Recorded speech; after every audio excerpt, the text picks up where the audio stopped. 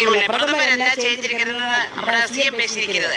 Corona காலத்திலிருந்து மோடி நிறைய சம்பாதிச்சிருக்கிறது இவர் சொல்லியிருக்காரு.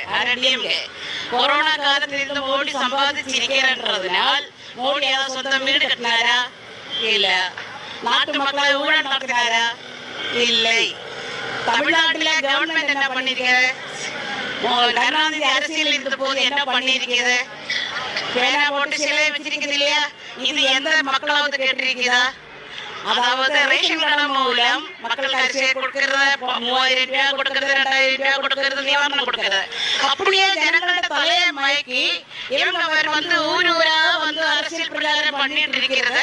ஆனா படிப்பு இல்லாத மக்கள் அதை ஏத்துக்கிறாங்க இல்லையா? ஓரளவுக்கு படிப்பு நாலேஜ் இருக்கிற மக்கள் அதை ஏத்துக்கல. தமிழ்நாடு சொல்றாரு திராவிட கல்வி மாடலில் கல்வி சொல்லி கொடுக்கிற